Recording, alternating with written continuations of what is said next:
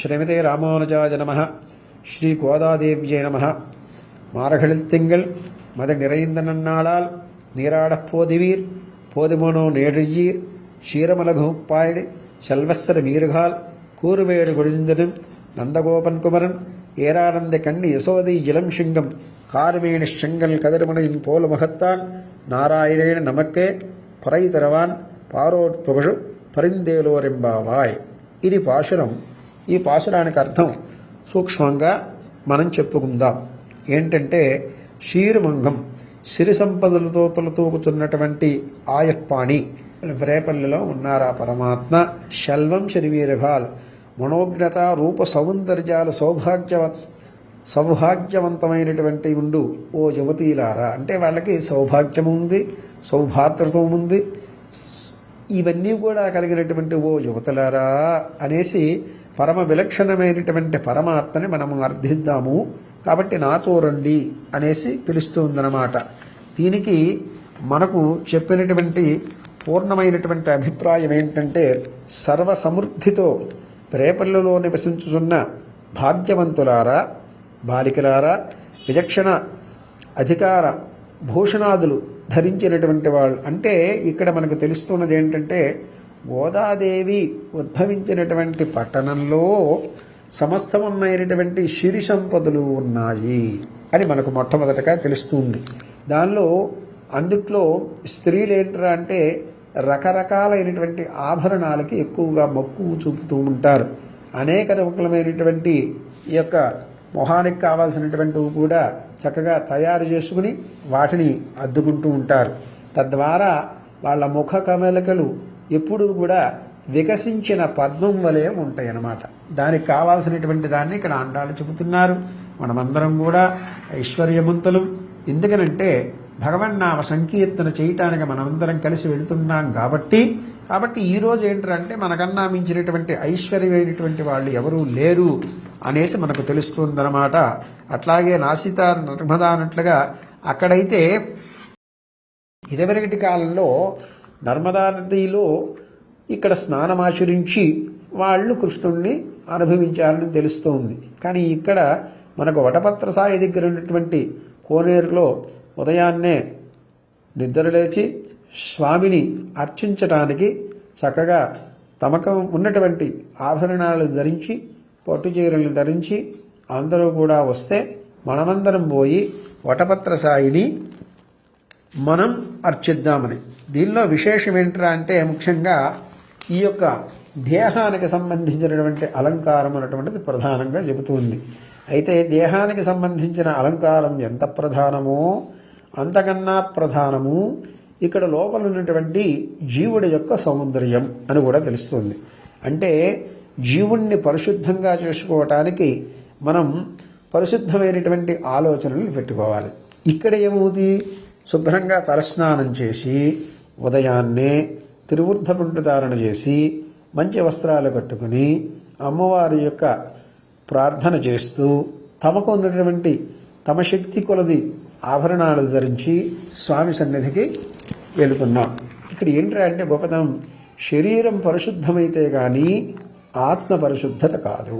కాబట్టి శరీరం చాలా అందంగా చాలా నిర్మలంగా అట్లాగే సుగంధమైనటువంటి పరిమాణాలు వెదజల్లుతూ ఉండాలి. ఇక్కడ ఏదైతే ఇటువంటి ఉన్నాయో అవన్నీ కూడా ఉన్నట్లయితే అక్కడ మనం పరమాత్మ దగ్గరికి వెళ్ళి మనం ప్రార్థన చేయటానికి చాలా మంచిది అని తెలుస్తోంది. అంటే శరీరం దుర్గంధ భూయితంగా అయిపోయినట్లయితే దుర్గంధ భూయిష్టమైనట్లయితే తద్వారా మనం అక్కడికి వెళ్ళి సరైనటువంటి ప్రార్థన చేయలేం. ఎందుకంటే నిత్యకర్మానుష్ఠానం కృత్వా దేవాలయం ప్రవేశ్య అని కూడా ఆగమధర్మాలు చెబుతున్నాయి. అంటే నిత్యము తను చేయవలసినటువంటి కర్మ ఏదైతే ఉన్నదో దాన్ని ఆచరించి దేవాలయానికి వెళ్ళండి అని. ఇక్కడ దేహమే దేవాలయం అని కూడా మన పెద్దవాళ్ళు చెబుతూ ఉన్నారు. మన శరీరాన్ని మనం ఎంత పరిశుభ్రంగా ఉంచుకుంటామో అంత పరిశుభ్రంగా దేవాలయాన్ని కూడా ఉంచుకోవాలి. అందుకని ఇక్కడ ఆండాళ్ళు ఏం చెప్పింది, మాసానాం మార్గశీర్షోహం, మార్గశిర మాసం వచ్చింది, తెల్లవారుతూ ఉన్నది, పక్షులు కిలకిలారావములు చేస్తున్నాయి. మనమందరం కూడా శుభ్రంగా స్నానమాచరించి ఆ యొక్క వటపత్ర సాయి సాన్నిధ్యానికి పోయి స్వామిని అర్చిద్దాం. కాబట్టి మనందరం కూడా భాగ్యవంతులమే.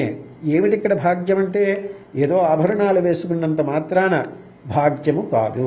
ఆభరణాలు అనేటువంటిది, ధనం అనేటువంటిది, పశువులు అనేటువంటిది ప్రతి ఒక్కడికి ఉంటాయి. కానీ ఎవరైతే భగవన్నామ స్మరణ చేస్తారో, ఎవరైతే భగవంతుడితో సంబంధం కలిగి ఉంటారో, ఎవరైతే భగవంతున్నే మమైకమైపోతారో, ఎవరైతే భగవంతుని తన మనసులో నిలుపుకుంటారో అటువంటి వాళ్ళు మాత్రమే భాగ్యవంతులు. ఇక్కడ ఆండాళ్ళు చెప్పినటువంటి శ్రీసూక్తి ఏమిట్రా అంటే ప్రధానంగా మొదటి పాశురంలో మనకు అర్థమవుతున్నది, మనమందరం కూడా భాగ్యవంతులమే. ఆభరణాలు ధరించటం ఒక భాగ్యమైతే వాటిని పరమాత్మకి నివేదించటం అంటే చూపించడం ఒక భాగ్యం. తర్వాత ఏంట్రా అంటే పరమాత్మ ఉన్నటువంటి సన్నిధానానికి పోవటమే ఒక భాగ్యం. అక్కడ ఉన్నటువంటి ఏవైతే దేవతలు ఉన్నాయో వాళ్ళను సేవించటమే పరమ గొప్పదైనటువంటి భాగ్యం. కాబట్టి దీనిలో మనకేం తెలుస్తుంది? శరీరం పరిశుద్ధత కావాలి, ఆత్మ పరిశుద్ధత కావాలి, పరమాత్మను ప్రార్థన చెయ్యాలి, అందరితో వెళ్ళాలి, మూలస్థానంలో ఉన్నటువంటి అమ్మవారికి ఎవరైతే స్వామి ఉన్నారో వారికి నమస్కారం చెయ్యాలి అని చెబుతూ ఇది ఇంకో విశేషం ఏంటంటే మార్గశిర మాసము. ఈ మాసంలో ఏ వ్రతాన్ని ఆచరించినా మంచి ఫలితం కలుగుతుంది. ఎందుకంటే మార్గశిర మాసం నా మాసం అని స్వామి చెప్పటం ఒకటి, అట్లాగే మార్గశిర మాసం వైష్ణవ మాసం అనేసి స్వామి చెప్పటం ఒకటి. ఇటువంటి వాళ్ళందరూ కూడా వైష్ణవ మతానికి చెందిన వారే కాకుండా విష్ణు పూజ ఎవరైతే చేస్తారో వాళ్ళందరూ కూడా తరించిపోయే మాసము అని. అసలు విష్ణు అంటే ఏమిటండి? వ్యాప్నోతీతి విష్ణు. ప్రపంచం మొత్తం కూడా వ్యాప్తీభూతమై ఉన్నటువంటి వాడంటే వ్యాపించి ఉన్నవాడు ఎవరైతే ఉన్నాడో అతనే విష్ణువు. విశతి అవయవానీతి విశ్వం. విశ్వశబ్దానిక ఏమిటండి? విశతి అవయవానీతి విశ్వం. విష్ణు అంటే వ్యాపన. విశతి అవయవానీతి విశ్వం అంటే ఏమిటి? విశ్వం మొత్తం కూడా ఉన్నటువంటి చేతన పదార్థాలు ఏవైతే ఉన్నాయో వాటన్నిటిలో కూడా అంతర్లీనంగా ఉన్నటువంటి పరమాత్మను ఎవడైతే ఉన్నాడో అతనికి విశ్వం అని పేరు. ఆ విశ్వం స్వరూపంలో ఉన్నటువంటి నారాయణుణ్ణి మనం ప్రార్థన చెయ్యాలి. ఇది విష్ణువు. ఎవరండి ఇంతకీ అతను? విష్ణువు. విష్ణువు అంటే ఎవరండి? నారాయణ నమస్కృత్య. నారాయణుడే శ్రీహరి, నారాయణుడే విష్ణువు, నారాయణుడే పరతత్వము. నారాయణున్నే ప్రార్థన చేయాలి, నారాయణుడి యొక్క పాదాలనే ఆశ్రయించాలి ఆండాళ్ళు కూడా. అందుకనే మొదటి పాశురం ద్వారా మారగడిత్తింగల్ మద நிறைந்தனால் நீராடப் போதுவீர் போதுமினு நேழீர் சீரமரகும் ஆய்ப்பாடி செல்வசிறுமீர்கள் கூறுவேடு கொடிசிந்தன் నందగోపన్ కుమరన్ ఏరాళంది కన్ని యశోదయిలం శింగం అని ప్రార్థన చేసింది. ప్రార్థన ఎందుకు ఎట్లా చేసింది చూడండి. మార్గశిర మాసం వచ్చింది, మనమందరం కూడా స్వామిని ఆడి పాడి మేలుకొలుపుదాము.